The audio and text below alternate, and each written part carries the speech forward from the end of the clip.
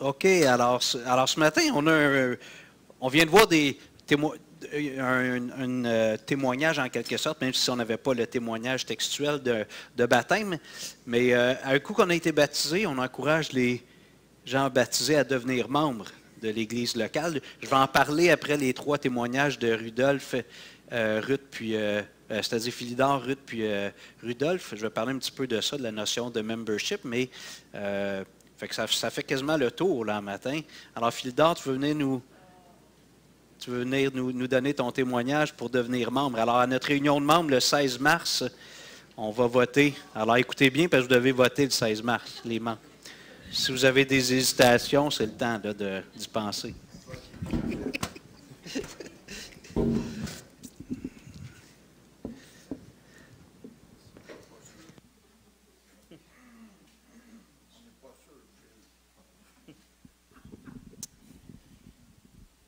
Je vais mettre mes lunettes, je commence à devenir vieux.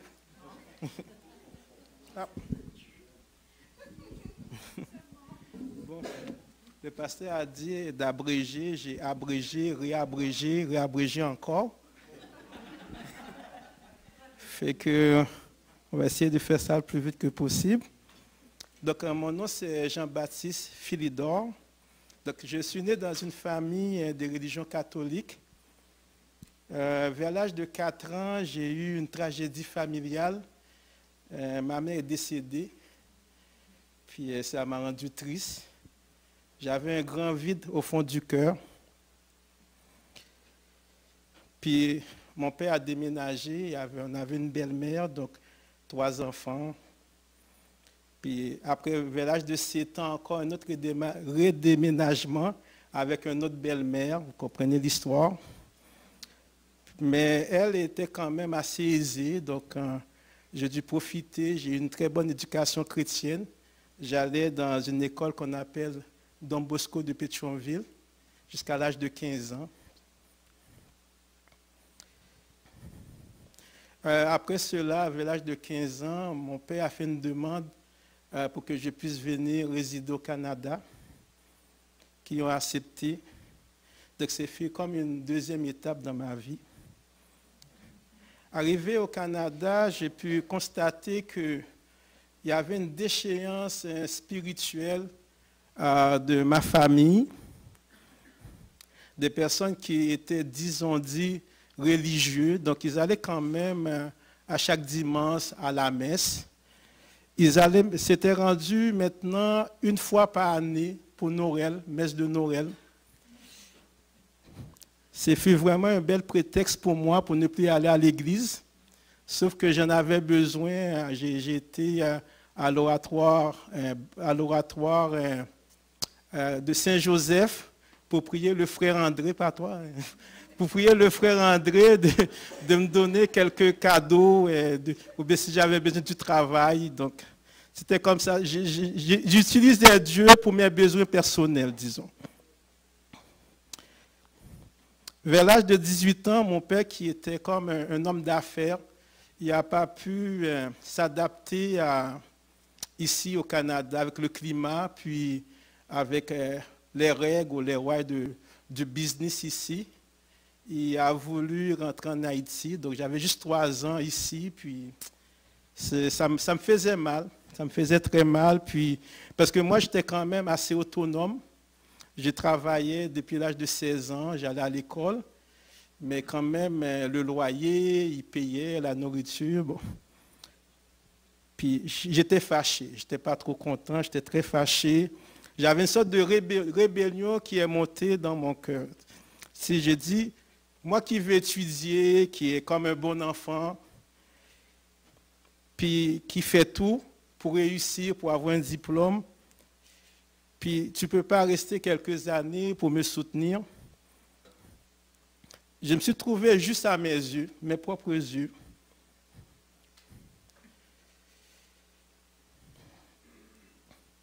Puis, quand mon père est parti, j'ai pris la résolution, tu sais, il y a des décisions, souvent c'est dans la jeunesse qu'on prend ça, j'ai pris la ferme résolution de, je vais être très responsable, je vais travailler, je vais payer mes trucs, mais le reste, je vais faire le pâté.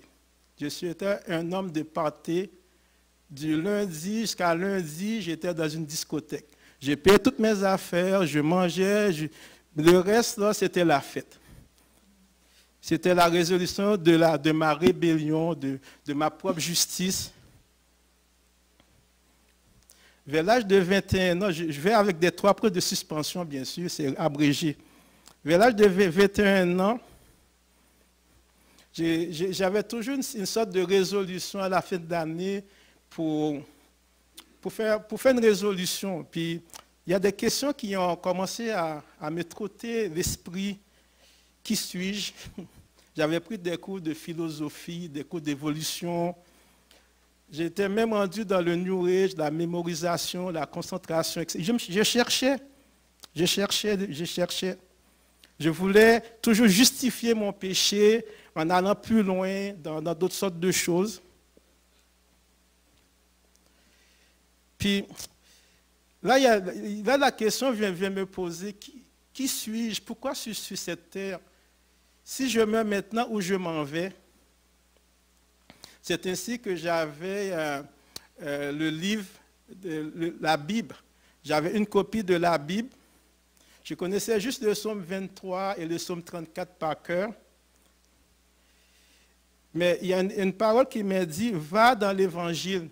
J'ai été dans l'évangile selon Saint Jean. J'ai le lu d'un trait. J'ai rien compris. J'ai dormi vraiment comme un bébé cette fois-ci. J'étais vraiment bien, paisible.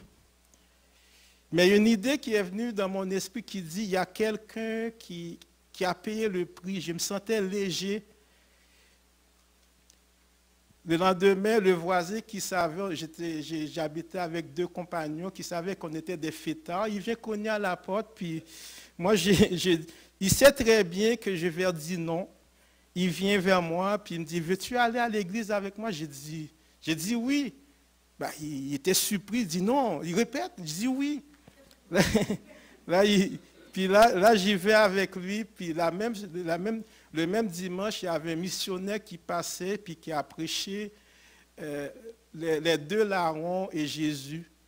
Je me suis avancé, j'ai accepté Jésus dans mon cœur.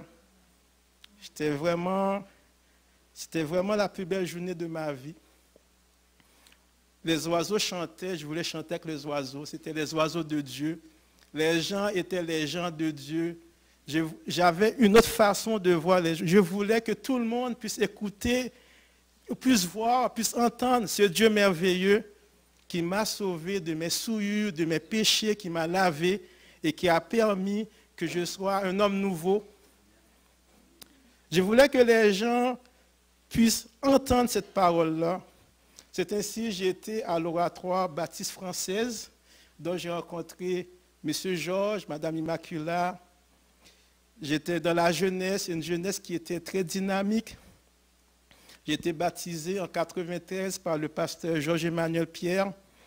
Je participais à l'évangélisation à chaque année avec des jeunes de mission jeunesse qui venaient un peu partout du Canada, la Suisse, de l'Afrique, qui nous soutenaient dans ce beau combat. Vers l'an 2003, je voulais étudier encore plus la Bible. J'avais beaucoup de lacunes. J'ai entendu un enseignant qui s'appelle défunt pasteur Jeff Laurin. Il mettait beaucoup d'emphase sur la parole de Dieu, les œuvres que Dieu a préparées d'avance, la justice par la foi, etc. Je me suis inscrit dans l'Institut biblique et j'ai été dans cette église près de 21 ans. J'ai travaillé dans cette église-là, par la grâce de Dieu, dans l'entretien du bâtiment, le code du dimanche, dans l'exhortation des professeurs, dans l'accueil, mais pas dans l'évangélisation. Après un long moment de désarroi spirituel, de changement de direction, etc., j'ai eu la ferme conviction que ma mission a été terminée dans cette église et j'ai prié le Seigneur de me montrer un endroit où je peux continuer à l'aimer, à le servir d'après les dons et talents qu'il m'accorde. C'est ainsi que j'ai été au bureau de Sam Beck. J'ai eu le privilège de rencontrer M. Martin Cormier. On a jasé, il était très attentif à ce que je disais lors de nos entretiens. Il m'a simplement dit, viens à l'église de Renaissance. Et quand je suis venu ici, j'ai rencontré une famille accueillante, une famille qui me comprend, que j'essaie, que j'apprends à comprendre, une famille que je peux m'adapter. Puis à chaque jour, je vois que la main du Seigneur est sur nous, sur nos vies, sur nos projets et sur cette famille. C'est ainsi que j'ai décidé de vous demander d'être patient, de m'accueillir pour que je sois membre dans cette église. Je vous donne ma candidature aujourd'hui, que je désire être membre dans cette église. Le pasteur a dit de terminer par 2 versets bibliques d'abord. Je vais terminer. Quand j'ai des problèmes, donc j'ai Jean 17, verset 17, que le Seigneur a dit dans sa prière, sanctifie-les par ta vérité, ta parole est la vérité. Donc quand j'ai des doutes dans mon cœur, quand j'ai toutes sortes de problèmes, quand j'ai des conflits intérieurs ou extérieurs, ta parole est la vérité. Et le dernier verset, excuse-moi, je vais le trouver, c'est Romains 8.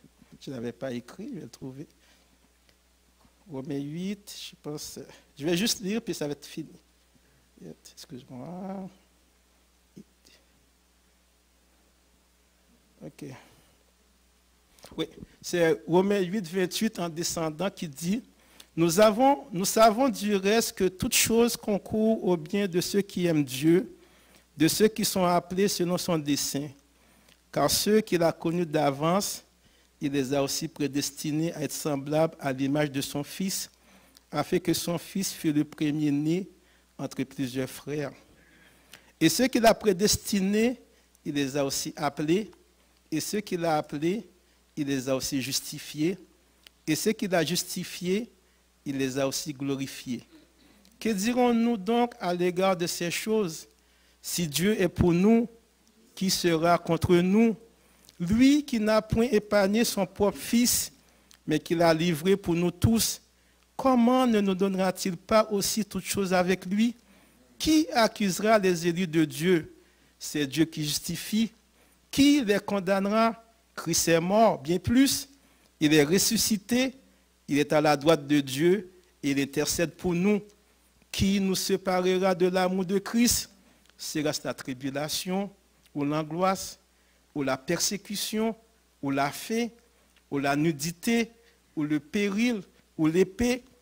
Selon qui est écrit, c'est à cause de toi qu'on nous met à mort tout le jour, qu'on nous regarde comme des brebis destinées à la boucherie.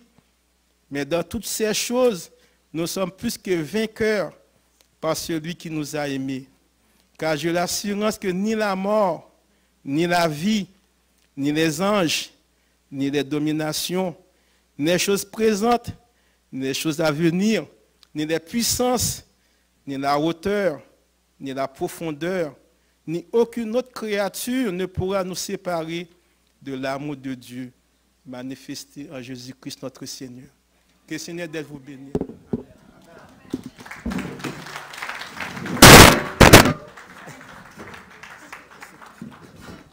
OK, merci Philidor. J'ai un micro, moi. Alors, merci Philidor. Si vous avez des questions, vous pouvez aller le voir après.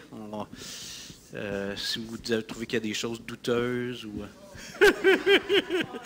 Ben non, je fais des blagues. On est content d'avoir la famille avec nous, déjà engagée. On est vraiment content. Ruth, c'est à ton tour. Après ça, on va laisser le jeune. Devon.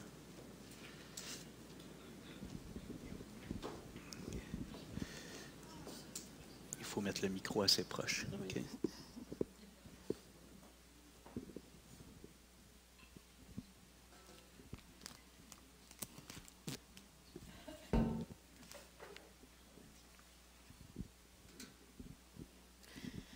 Que la paix et la grâce de Dieu vous soient.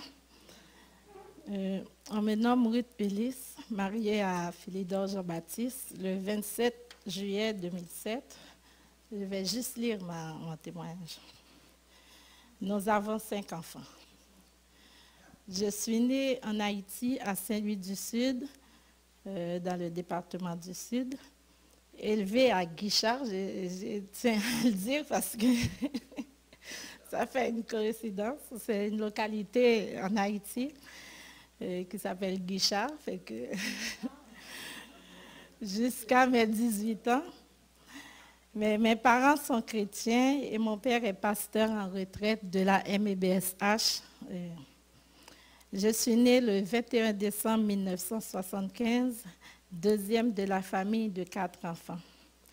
Je donne ma vie à Christ où je réponds à son appel à l'école biblique d'été à l'âge de 9 ans. Et quelques années après, j'ai été baptisée par mon père dans cette même église. J'ai œuvré dans la jeunesse comme membre choral et d'autres groupes connexes. Je commence à chanter très petit avec les groupes des enfants, participer avec la jeunesse de notre église, la jeunesse du district, faire des évangélisations porte-à-porte à l'époque et plusieurs autres tâches non attribuées ou comme bouche-trou, vu qu'on était la famille pastorale et on habitait vraiment, l'église était là, ma maison était là. Fait que tout ce qui ont été oubliés à faire, fait que c'est à nous de les faire. Dieu nous guidait toujours dans tout ça. J'ai appris à prier, à servir Dieu avec le don qu'il m'avait donné. Au niveau de la mission, vu qu'on était dans une mission, j'ai commencé vers l'âge de 14 ans avec la chorale du collège, parce que j'étais au collège de la mission, collège évangélique baptiste du sud d'Haïti. Et il y avait une chorale dedans. J'étais la secrétaire et membre actif. Et aussi, les enfants des pasteurs, il y avait aussi une association. J'étais aussi membre actif de cette association-là. Et puis, membre actif et aussi du comité. On faisait des activités avec les enfants du pasteur. On est déménagé, fait que je sortais de Guichard pour aller au CAI. Mon ministère, c'était à Première Église Baptiste des CAI. Il faut expliquer un petit peu ce contexte, vu que en tant que pasteur de la mission, on n'est pas appelé à rester fixe dans une église. On est appelé, quand la mission décide, on peut transférer à une autre église. Fait que c'est pour ça qu'on peut avoir beaucoup de déménagements en tant que petite pasteur. C'est comme des soldats. Fait qu'on est déménagé pour aller au CAI. À l'époque, j'étais à Première Église Baptiste. Des CAI, j'ai participé à l'école du dimanche et la jeunesse. Aidé avec après ça, à Dexia, j'ai aidé aussi avec les chants, avec les groupes dans l'église. Et puis, à chaque année, on faisait des croisades d'évangélisation où on peut inviter toutes les églises dans le quartier. Et puis, ça faisait vraiment beaucoup de monde.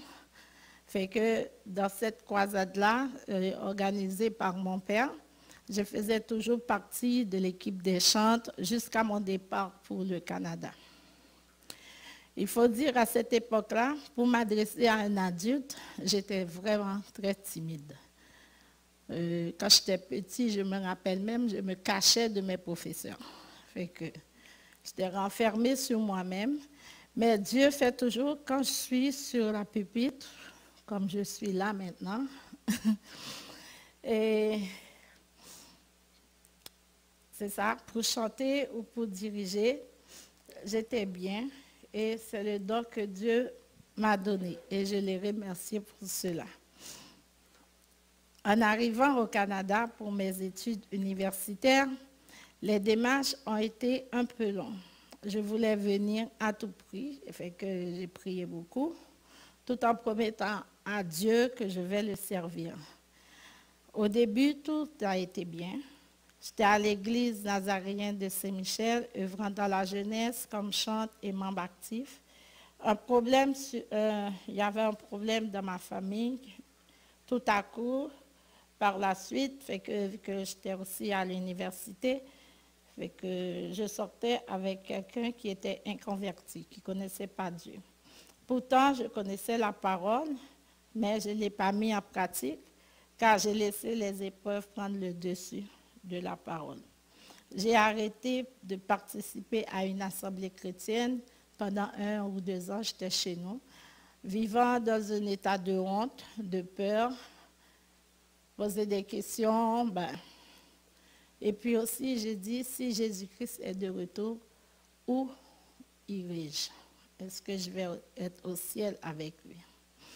Jusqu'à ce que, un jour, et puis mon père a fait un rêve, et en même temps, parce que c'est lui qui m'a raconté ça après, et en même temps, cette même journée-là, moi aussi, j'ai fait un rêve, en même temps.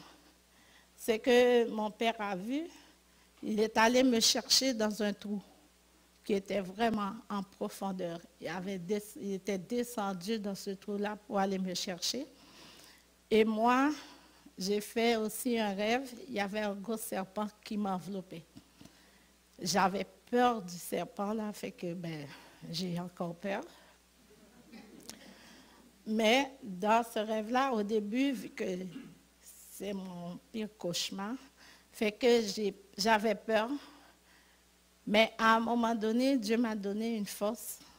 Fait que je l'ai regardé dans les yeux, j'ai dit, c'est seulement ça que tu peux faire. Et puis je me sens tomber du lit, comme si j'étais dans la réalité. Et puis, je me réveillais le matin, ça se passait un samedi soir, je me réveillais tout de suite. J'habitais à Pâques Avenue, et puis là où j'allais à l'église, c'est à Outremont, Van Ron, fait que je suis partie à pied. Je n'avais pas d'argent pour payer l'autobus. J'ai pris mon fils à l'époque, je suis partie à pied, et puis je suis partie à l'église, fait que tellement j'étais traumatisée. Et puis en arrivant là, il y a quelqu'un qui m'a pris en charge, c'était une sœur de l'église qui m'a aidée. J'ai encore redonné ma vie à Christ. Fait que, et puis tout ça. Après, avec son accord, et puis j'ai fait un transfert pour aller à l'église Shalom. J'ai œuvré dans le ministère des Dames, monitrice école du dimanche, directrice et organisatrice des camps, des enfants, chante et dirigeante de culte. Et bien sûr, j'ai laissé cet homme-là, que je n'étais plus avec. Mais par contre, Dieu a fait que j'avais beaucoup de choses que Dieu m'a mis, parce que j'étais étudiante étrangère, j'ai eu ma résidence, et puis j'ai eu aussi mon premier garçon qui venait tout juste d'arriver quelque part là. En tout cas, il est là. Fait que, avec la rencontre de mon conjoint actuel, je suis allée à la Bible Parle, où il était déjà à cette époque. Je peux dire que c'était la meilleure décision à l'époque, car il y avait un institut biblique où je prenais des cours avec des professeurs de qualité qui me poussaient à mieux comprendre la Bible. Et en plus, Dieu a permis que je puisse œuvrer à l'église dans ses ministères. Il y avait la cafétéria, monitrice école du dimanche, aider avec les chants des enfants à l'occasion, et pour terminer dans l'accueil avant d'arriver ici à RDP.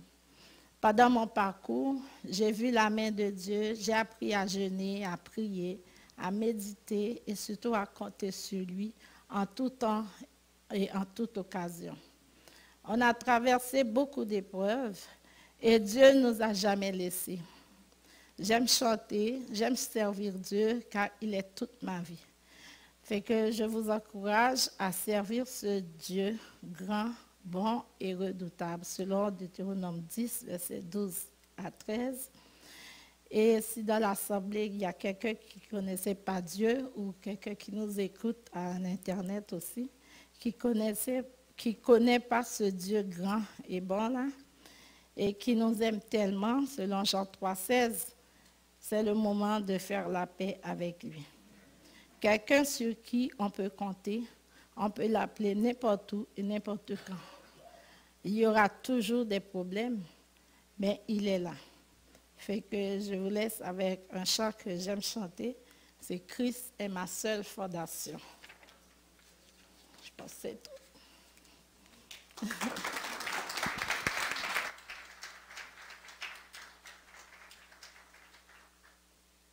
Merci Ruth. Vous avez des questions, vous allez la voir dans les prochaines semaines. Donc, on va régler tout ça le 16 mars. Rudolph, à ton tour.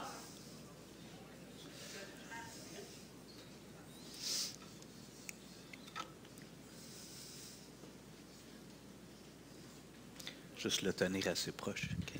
Yes.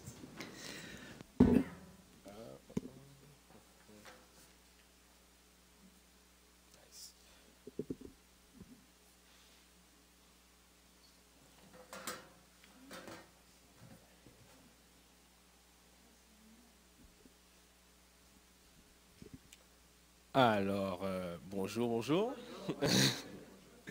Je m'appelle Rudolph Ulysse, j'ai 21 ans, je suis célibataire. Mon numéro... Non, non.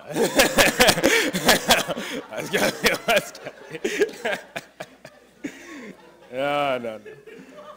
Ben oui. Alors, moi, je suis né au Canada. J'ai été élevé à l'église La Bible Parle. Oui, j'ai été dans vraiment 2 églises. C'était juste une église avant, c'était avec mes cousins. L'église Shalom. Et après ça, on est allé à La Bible Parle, qui était l'église où j'ai passé quasiment le restant de ma vie, on pourrait dire ça comme ça. Alors, à La Bible Parle, j'ai eu beaucoup d'aspirations, beaucoup de moments importants. Comme par exemple, dans la jeunesse, on était souvent dans le sous-sol, comme ici. Puis je vous dis que ça, c'est important pour la vie des jeunes, parce que bien qu'ils peuvent être assis en haut tous les jours avec tout le monde, la plupart du temps, ils ne comprennent rien.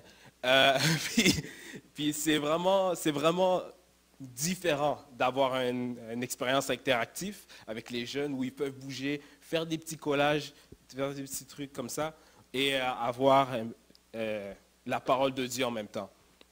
Donc, ça, c'est ma première inspiration. Deuxièmement, bien que j'ai été élevé dans une famille chrétienne, pour moi, c'est devenu clair la parole de Dieu. Pour moi, ça avançait toujours.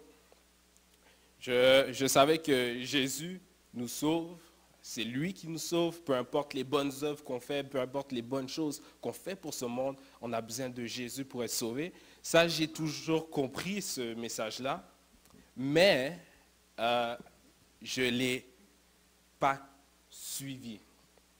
Si je peux dire la différence, c'est comme si on sait qu'il est là. On sait qu'il est là, mais quand le moment arrive où tu dois parler de ça, où tu dois le faire, je ne l'ai pas fait. Ça, c'était vraiment quelque chose qui est venu après, plus tard, parce que j'étais assis, je faisais le bon enfant, le bon élève, puis j'étais assis, j'écoutais, j'aspirais, je disais aux gens de le croire, mais pour moi, marcher avec lui, c'était impossible. C'était impossible seulement parce que je ne comprenais pas cet aspect-là. Alors, Pasteur Jeffrey Lorrain de la Bible Parle, il a donné un message sur ça. Il a parlé qu'il faut être capable de vivre la parole de Dieu. Et en parlant de ça, il a expliqué son petit message qui disait qu'aujourd'hui, il a vraiment envie d'une gomme, puis il ne veut pas que cette gomme vienne de lui-même. Il dit, emmène-moi une gomme, j'ai juste vraiment besoin d'une gomme, quelque chose pour oublier peu importe qu'est-ce qui se passe dans sa vie. Puis j'entendais ça, puis je disais, une gomme. Je trouvais ça un petit peu farfelu, un petit peu far-fetched. Puis il a expliqué ça, puis après ça, il a dit que son frère, qui était venu à 3 heures du matin de son long voyage, est venu, a commencé à parler à pasteur Jeff, puis il ne lui dit pas encore qu'il a besoin de la gomme. Il ne dit pas à son frère qu'il a besoin. Il a continué à le parler. Après ça, il continuait à être avec lui. Puis là, il lui dit à son frère, parce que son frère, il doit partir dans sa maison. Il était juste passé avant. Et il lui dit, en passant, Jeffrey, tiens de la gomme. Puis il lui juste lui donner la gomme, puis après ça, il s'en va. Comme moi, j'ai entendu ce message-là, je me suis dit, tout ça pour de la gomme. J'étais genre, waouh, tout ça pour de la gomme, à quel point cette gomme devait être importante. Puis j'ai compris que c'était pas la gomme qui était importante, mais c'était vraiment le fait qu'il a cru que cette gomme pouvait apparaître. Puis ce message a commencé à toucher ma vie aussi. Quand moi, j'étais par exemple dans les cadets, j'ai passé beaucoup de temps dans les cadets, un moment j'ai finalement reçu une lettre de recommandation pour aller en Alberta. C'était dur à avoir cette lettre, fait que j'étais heureux, mais j'ai brisé ma jambe. J'ai brisé ma jambe, puis je voulais vraiment y aller. J'avais besoin de cette lettre. Fait que j'ai prié à Dieu. J'ai dit, j'aurais pas beaucoup de temps pour être capable de marcher après ça. Puis j'ai dit, s'il vous plaît, si tu me donnes une preuve, là, j'ai besoin de cette preuve-là, maintenant. Là. Puis en 3 semaines, j'ai dû réapprendre à marcher, réapprendre à courir, faire des push-ups, faire beaucoup d'exercices physiques pour être capable d'obtenir le minimum pour qu'il soit capable de justifier mon transfert en Alberta. Et j'ai réussi. C'était vraiment, vraiment important pour moi. Puis c'était pas fini. Quand j'étais arrivé en Alberta, on avait beaucoup de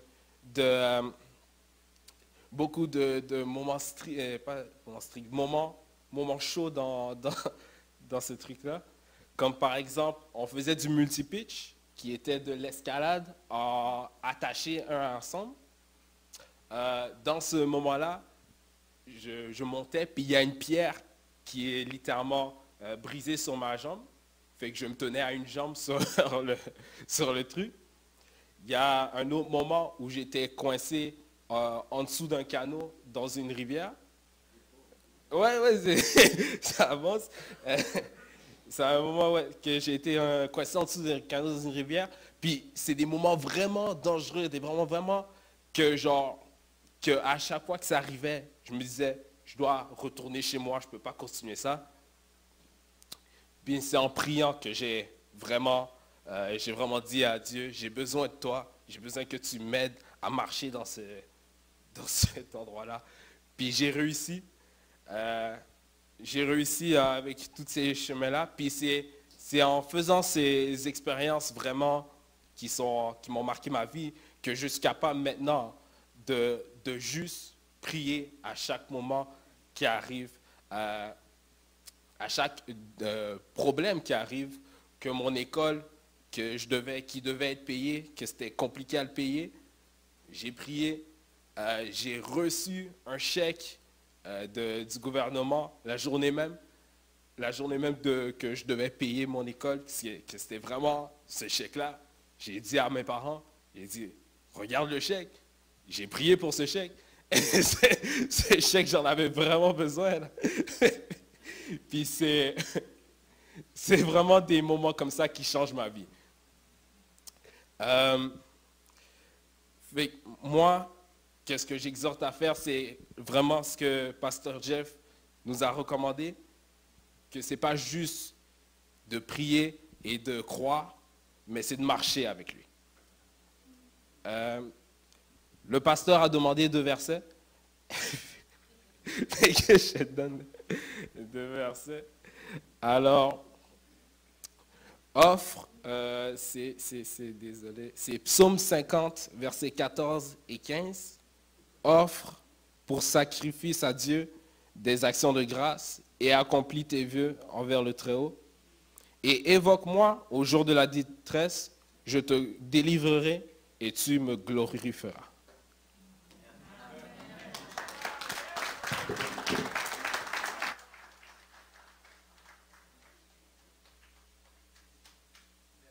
Juste pour clarifier, tu as été baptisé à la Bible parle, hein? Oui. OK, en quelle année? Tu te souviens?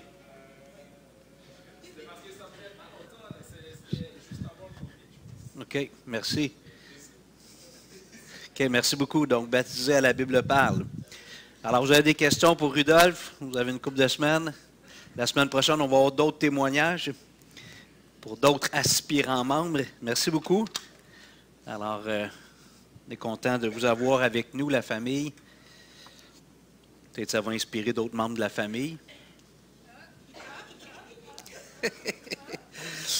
OK, on va prendre un petit peu de temps dans la parole de Dieu. Le temps avance bien.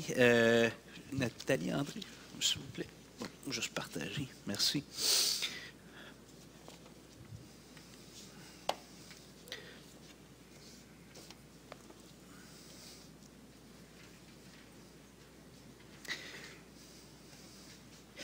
Alors, j'aimerais expliquer, on parle de devenir membre, puis des fois, pour les gens, c'est quoi ça, être membre d'une église?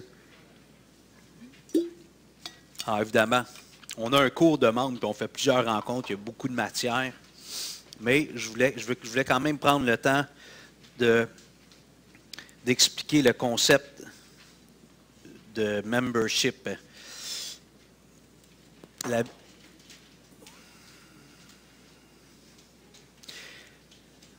La Bible nous dit que lorsqu'on devient chrétien,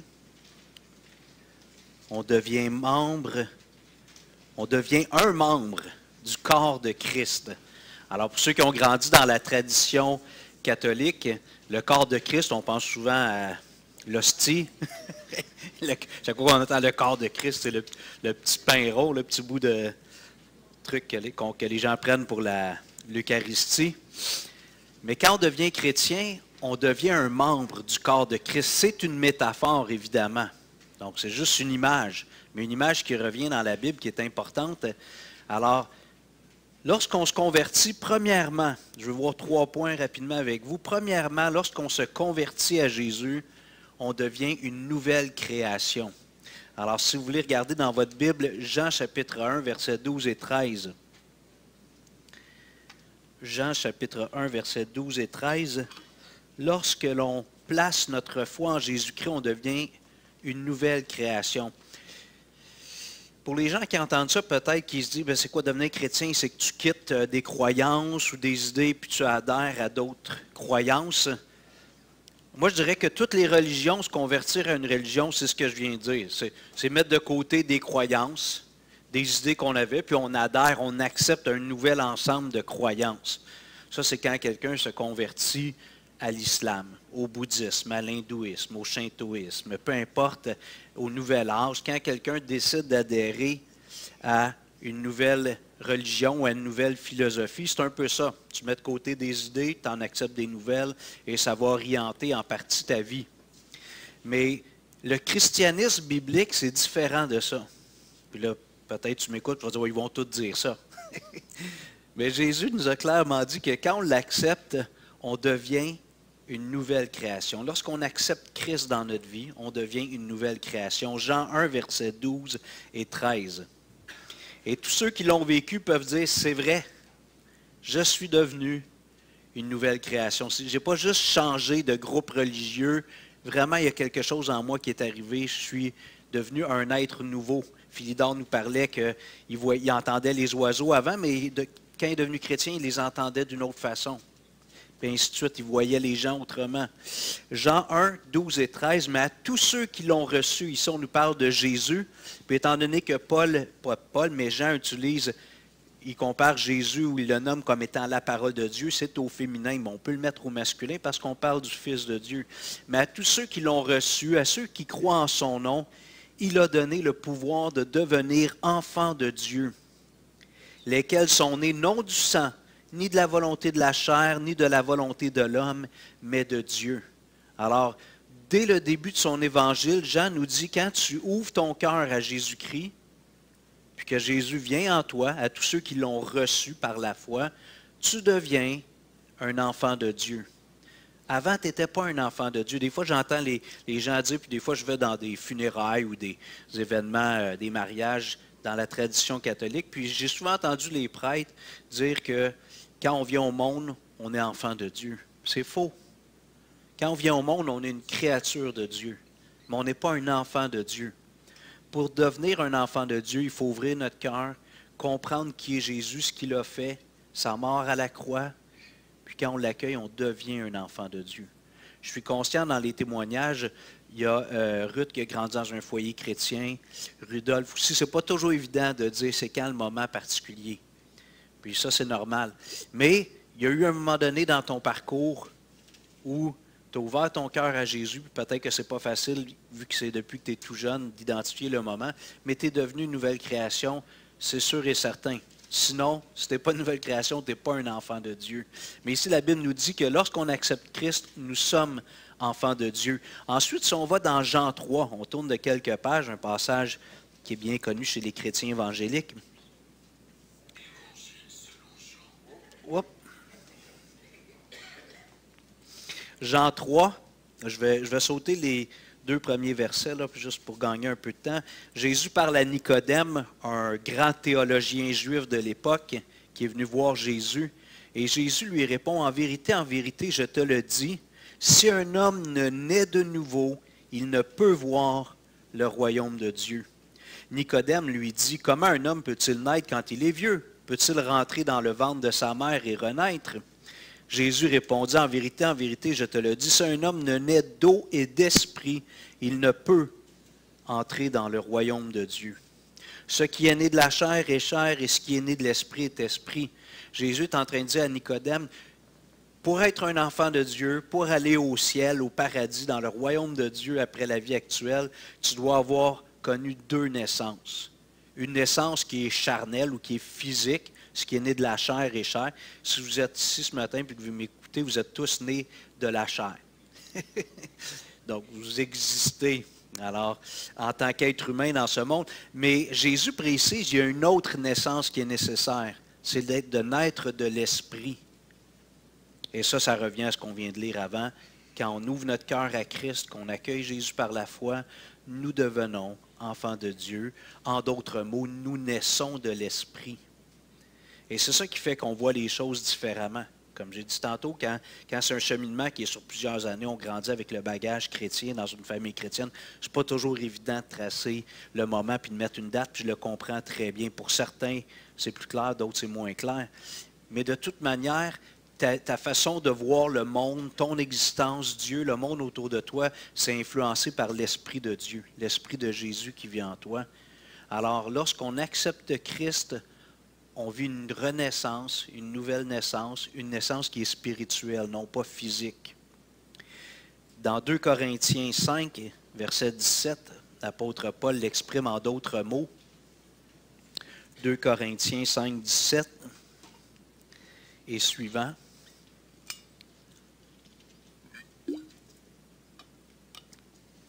Si quelqu'un est en Christ, c'est-à-dire quelqu'un a la foi, c'est la foi biblique, la foi du Nouveau Testament. Si quelqu'un est en Christ, il est une nouvelle création. Les choses anciennes sont passées. Voici toutes choses sont devenues nouvelles. Alors, lorsque tu places ta foi en Christ, selon les mots de l'apôtre Paul ici, tu deviens une nouvelle création. Tu es un nouvel être.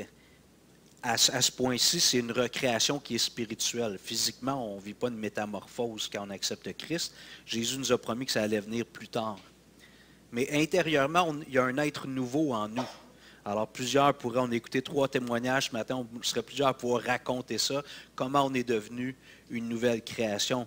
Ruth nous partageait qu'elle a eu quelques années d'écart lorsqu'elle était ici au Canada, mais dans son âme et conscience, elle savait que ça n'allait pas. Donc, il y avait de la honte, il y avait de la culpabilité, une crainte, des questionnements. C'est parce qu'il y avait la vie de Christ en elle, puis elle savait qu'elle n'était pas à la place que Dieu voulait dans sa vie. Donc, c'est toute notre perspective, notre vision du monde, elle change lorsqu'on accepte Christ. Alors ça, c'est mon premier point que je voulais quand même expliquer sommairement. Lorsque tu acceptes Christ, tu nais de nouveau, tu nais de l'Esprit et tu es une nouvelle création, un être nouveau. Maintenant, étant donné que tu es un être nouveau, tu appartiens à une nouvelle famille. Ça ne veut pas dire que notre famille dans laquelle on a grandi, on la rejette, on la renie, loin de là. C'est précieux. La Bible, il y a plein de passages qui nous disent d'honorer nos parents biologiques, puis de prendre soin de ces gens-là que Dieu a mis dans nos vies depuis notre naissance dans ce monde. Ma maman vient de m'envoyer un message, je n'ai pas mis « pas dérangé ». C'est important, ma maman. Elle m'a dit « appelle-moi quand tu as du temps, je vais l'appeler tantôt ». Mais quand on est de nouveau, on fait partie de la famille de Dieu. J'aimerais qu'on regarde dans Romains 6, s'il vous plaît, verset 3. Romains 6, verset 3.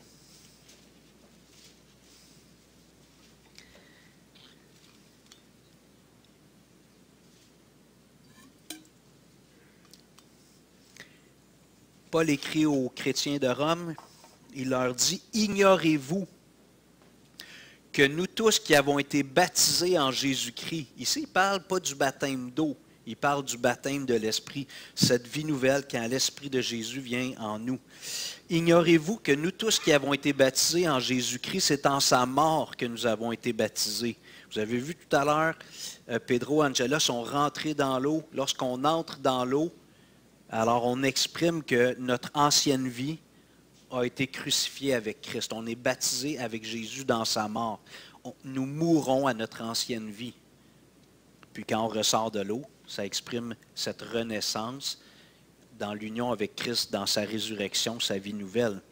Verset 4, « Nous avons donc été ensevelis avec lui, avec Jésus, par le baptême en sa mort, afin que comme Christ est ressuscité des morts par la gloire du Père, de même nous aussi, nous marchions en nouveauté de vie. » Alors, Paul nous dit que lorsqu'on accepte Christ, notre vie passée, elle est engloutie, enterrée, crucifiée, peu importe, mise à mort. Puis quand on sort de l'eau, on exprime ainsi que maintenant on a une vie nouvelle avec Christ. Et Paul ajoute au verset 5, « En effet, si nous sommes devenus une même plante avec lui. » J'aime ce passage-là. Paul nous dit que nous sommes unis à Jésus. Lorsque tu acceptes Christ, avant Christ, c'est un personnage historique dans lequel tu croyais ou tu ne croyais pas, chacun a son parcours, mais c'était un être historique qui avait une grande importance, peut-être, qui n'avait aucune importance. Je ne sais pas ce qu'il y avait dans ta tête, dans ton cœur, mais quand tu ouvres ton cœur à Jésus, qu'il vient vivre en toi par son esprit, tu es uni avec Jésus. Tu es comme greffé après lui. Paul réutilise cette métaphore-là un peu plus loin dans l'Épître aux Romains. Nous sommes unis à Christ. Tout ce que Christ a et va recevoir pour l'éternité, il va le partager avec nous. Jésus est comme notre grand frère, pour prendre une image de notre monde actuel. Nous sommes unis à Christ. Nous avons maintenant la nature divine. Pierre nous dit que la nature divine est en nous. On n'est pas Dieu, mais la présence de Dieu est en nous. Dieu partage avec nous sa nature. Si on va dans Éphésiens 2, s'il vous plaît. Éphésiens 2, verset 19 et suivant.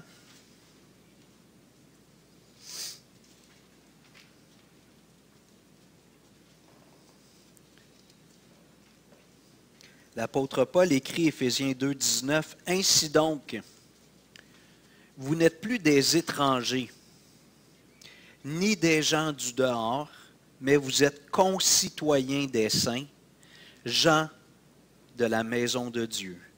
Vous avez été édifiés sur le fondement des apôtres et des prophètes, Jésus-Christ lui-même étant la pierre angulaire. En lui, tout l'édifice bien coordonné s'élève pour être un temple saint dans le Seigneur. En lui, vous êtes aussi édifiés pour être une habitation de Dieu en esprit. C'est chargé ce texte-là ici, mais Paul utilise encore d'autres images pour nous dire qu'est-ce qui se passe quand on accepte Christ.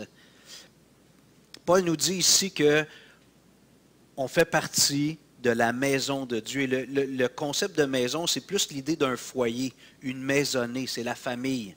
Mais en même temps, dans le même texte, il fait une analogie avec un bâtiment physique, la maison, la bâtisse.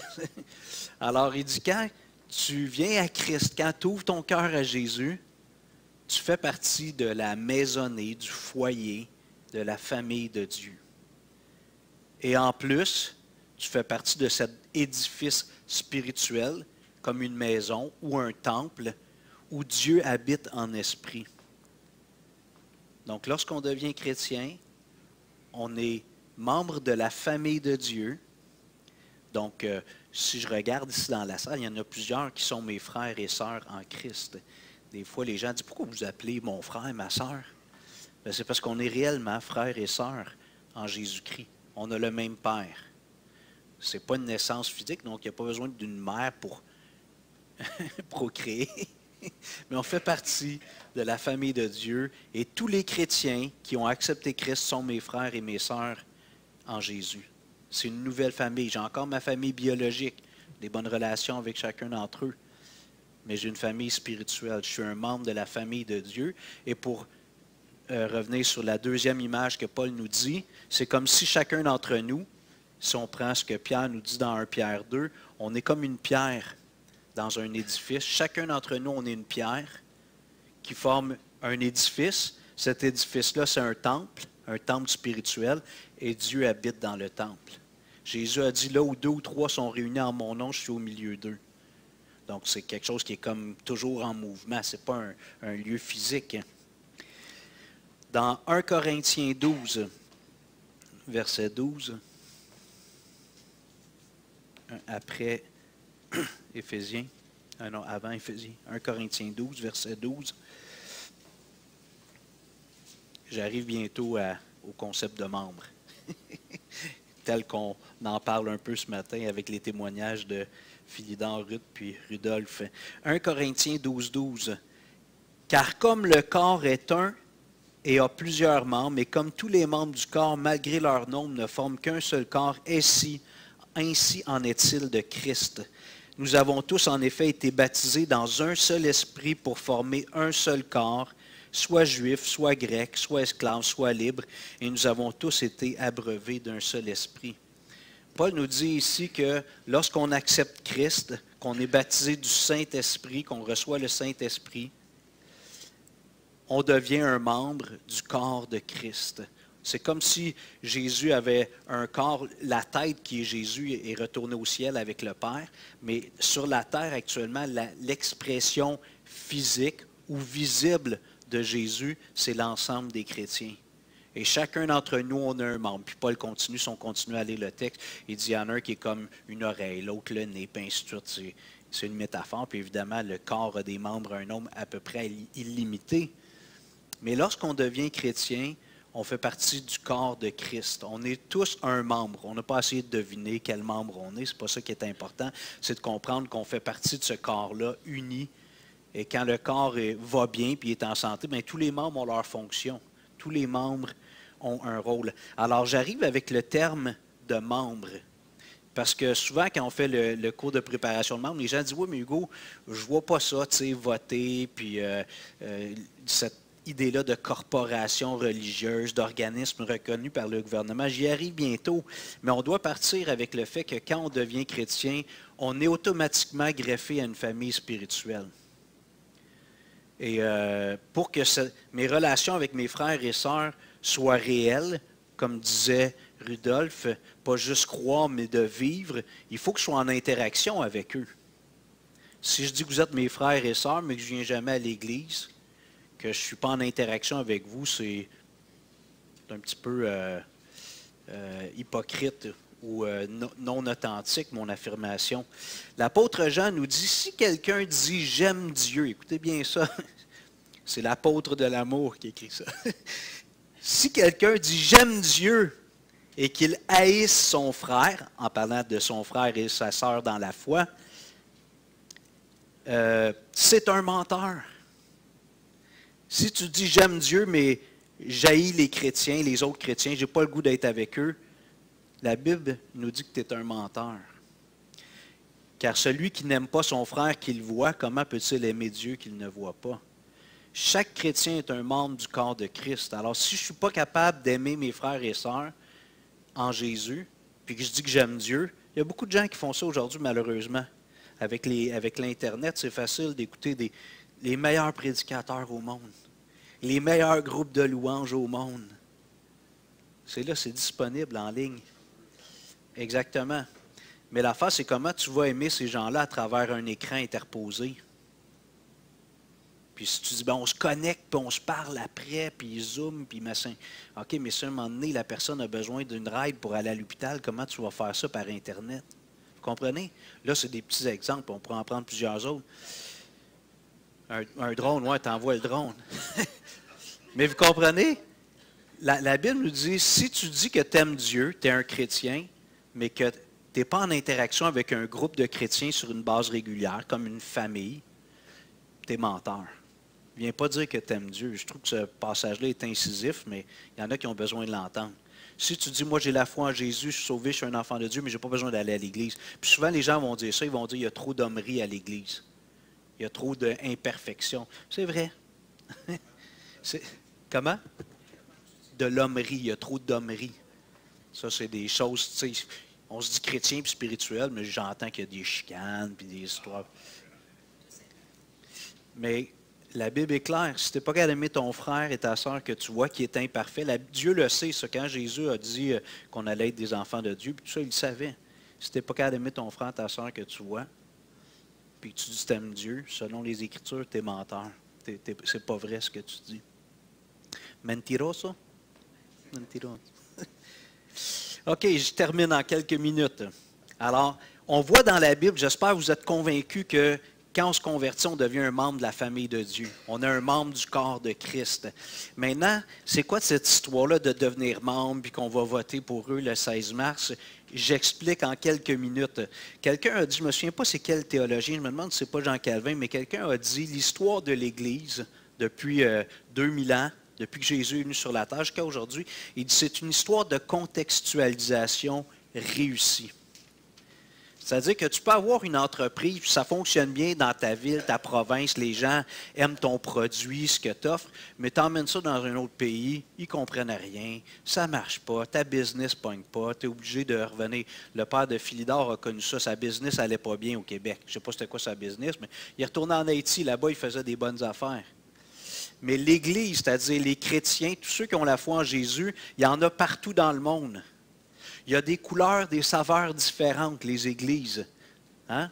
Puis les heures, les moments, les longueurs de rencontre, ça peut être profondément varié d'un endroit à l'autre. Mais ça marche. Il y a des groupes de chrétiens qui se réunissent partout dans le monde. Dans les pays où ils n'ont pas le droit, ils le font de façon clandestine. Qu'est-ce qu'ils font quand ils sont ensemble? Ils chantent des chants. Ils lisent la parole de Dieu, ils s'encouragent, ils prennent la table du Seigneur, ils baptisent un nouveau converti en cachette, sinon l'autre va se faire mettre en prison. Donc l'histoire de l'Église, c'est une histoire de contextualisation réussie. C'est comme si c'était une business, puis tu arrives à l'implanter dans toutes les cultures et les sociétés, puis tu t'ajustes. Je ne sais pas si vous avez déjà mangé du McDonald's en dehors qu'en Amérique du Nord. Si vous êtes allé en France, tu sais, ils ont des mecs chèvres en France. Tu sais, vous connaissez les Français, tu peux t'acheter une petite bouteille de vin au McDonald's. Parce que là-bas, les Français, ça prend un petit verre de vin souvent, tu sais. Puis ça marche, McDo, ça marche. Ils ont des marrons, qui appellent ça des marrons, les petites pâtisseries, des macarons, toutes sortes de couleurs. Tu arrives, au lieu d'avoir des muffins, puis ils ont des macarons de toutes sortes de couleurs dans les McDonald's en France. Donc, McDonald's ont compris ça. Je ne sais pas s'ils réussissent partout. Je ne sais pas dans une tribu africaine qui vivent dans des huttes s'il y a un McDonald's, mais en tout cas... Mais l'Église, c'est ça. Et la deuxième chose, c'est que la Bible nous dit, en tant que chrétien, on ne doit pas être des anarchistes. On doit être des bons citoyens. La seule condition qui nous exempte qui nous donne une exemption d'obéir aux autorités, c'est quand les autorités nous demandent de désobéir à Dieu. Parce que Dieu, c'est l'autorité suprême. Et si un gouvernement me demande de désobéir à Dieu, c'est de valeur, mais je n'obéirai pas au gouvernement, je vais obéir à Dieu. C'est la seule condition dans laquelle je peux ne pas obéir au gouvernement. Et les gouvernements nous encouragent, tous les groupes dans la société, que ce soit un club optimiste, une église, une autre association quelconque, d'être, surtout quand il y a de l'argent qui transite, d'être légal, d'être enregistré, de ne pas faire des choses en dessous de la table tout le temps, parce qu'on ne peut pas. Si on n'est pas enregistré, on ne peut pas vraiment avoir un compte de banque au nom de l'organisation. Donc, la Bible nous dit d'être soumis aux autorités, puis les autorités nous demandent lorsqu'on s'organise, une église, un club optimiste, une association de collectionneurs de timbres ou d'élastiques. Quand il y a de l'argent, surtout qui commence à transiger, il faut s'enregistrer, ouvrir un compte de banque, faire des déclarations annuelles pour les impôts et ces choses-là. Alors, la Bible nous encourage à faire ça. Donc, nous, comme chrétiens, en Amérique du Nord, puis ailleurs dans le monde, dans plusieurs pays, on se dit, bon, le gouvernement, il veut que, comme organisation, on puisse être conforme aux lois. Donc, on s'enregistre. On enregistre l'Église. Ça a été en 1989, je pense, CRDP, dans la charte de constitution de l'Église. Puis quand tu as une organisation, ça prend un conseil d'administration. Et eux autres, des pasteurs, des diacres, diaconesses, ils s'en fichent. Ils veulent un conseil d'administration. On veut savoir qui sont les leaders de cette organisation-là, les responsables légalement devant le gouvernement. Puis après ça, tu es supposé avoir un certain nombre de membres à qui on rend des comptes. On leur dit ça a été quoi les entrées d'argent, les sorties. Martial va nous présenter ça dans 2 semaines. Donc, ça, c'est ce que le gouvernement exige. Donc, nous, on s'est dit, en Amérique du Nord, puis sûrement ailleurs dans le monde, on s'est dit, bien, on croit fortement, selon la Bible, que quand on se convertit, on fait partie de la famille de Dieu. On est un membre du corps de Christ. Et c'est quelque chose qui est extrêmement important parce que si on ne vit pas ça, on est des menteurs. Si on dit qu'on aime Dieu et qu'on ne fait pas partie d'un groupe de chrétiens, on est menteurs. On n'aime pas vraiment Dieu. Puis le gouvernement, il nous demande, tant qu'à être organisé, on vous demande de vous enregistrer, puis de mettre vos livres comptables et ainsi de suite sur la table, pas en dessous de la table. Donc, c'est pour ça qu'on arrive finalement à encourager les gens à devenir membres. On dit, ben, regarde, tu dis que tu es membre de notre Église, tu aimes notre Église, tu participes. Quand tu dis aux gens, moi, c'est à Renaissance que je vais en général le dimanche, c'est ça mon Église. Bon, on t'encourage à mettre ton cellulaire à ne pas déranger. C'est pour ça qu'on le met en avant tout le temps. Puis, deviens membre. Alors, juste dans l'autre, ça ne sera pas long. Premièrement, il faut que tu acceptes Christ. Il faut que tu acceptes Jésus. Ça, c'est la première chose. Quand tu acceptes Jésus, tu deviens un enfant de Dieu. Et là, tu vas venir un bon dimanche matin ou à un autre moment donné, on va mettre de l'eau dans un gros bassin, tu vas te faire baptiser. Tu vas dire à tout le monde, oui, ben, si c'est René Fré, oui, si c'est moi, ça ressort. Tu vas dire à tout le monde, moi, je suis un chrétien. Puis je me fais baptiser avec vous parce que vous êtes ma famille spirituelle. C'est ici que je veux me faire baptiser. Puis, des fois, on déménage. Des fois, on va le faire au Mexique ou ailleurs. Mais à un moment donné, donc, on accepte Christ. On se fait baptiser. Puis après ça, on devient membre. Juste pour respecter ce que la parole de Dieu nous dit. Premièrement, notre affiliation spirituelle à l'Église. Puis deuxièmement, pour honorer les autorités civiles. Je vous invite à vous lever, on va prier. Seigneur Dieu, merci. Merci de m'avoir donné une vie nouvelle en Jésus. Seigneur Dieu, merci de m'avoir donné un nouveau papa, c'est toi. Un grand frère, Jésus. Un nouvel esprit qui m'anime, qui m'aide à voir les choses comme toi tu les vois, du moins plus comme toi tu les vois. Merci de m'avoir donné des chrétiens depuis ma conversion en 1991. Ça a été à Longueuil, à Rivière-du-Loup, à Montréal. Maintenant, à l'Église Renaissance, tu m'as donné une famille spirituelle, les chrétiens qui sont autour de moi, que je vois semaine après semaine. Et Seigneur, tu nous as demandé d'être des citoyens exemplaires, d'être de bons citoyens, de respecter les lois des gouvernements, même si les gouvernements ne sont pas chrétiens, tant que les gouvernements ne nous demandent pas de te désobéir, on doit obéir aux lois civiles. Alors Seigneur, c'est ce qu'on fait On s'organise, on s'incorpore, on a une charte, on ouvre un compte de banque, on loue un bâtiment, on en achète un. Et on invite tous ceux qui ont un sentiment d'appartenance à notre Église, qui ont cru en toi, qui ont été baptisés par immersion, à devenir membres. Pour juste mettre ensemble ces deux exigences bibliques, ces deux éléments de ta volonté. Alors, je te prie, Seigneur, de toucher le cœur. Chacun d'entre nous, ce matin, ils sont à un endroit dans nos vies. Il y en a qui ne sont pas nés de nouveau encore, probablement. Qu'ils t'ouvrent leur cœur. Il y en a qui sont nés de nouveau, mais qui n'ont pas été baptisés. Que ce soit dans leur projet en 2025. Ça va nous faire plaisir. Ceux qui sont nés de nouveau, baptisés, mais non membres, que ce soit dans leur plan de devenir membres en 2025 de l'Église Renaissance. Pour honorer premièrement Dieu, honorer Christ et honorer aussi les gouvernements, comme tu nous demandes de le faire. Alors, Seigneur, on te prie de bénir ce restant de journée. Merci pour ta grâce envers nous. Au nom de Jésus, Amen. Merci. Vous avez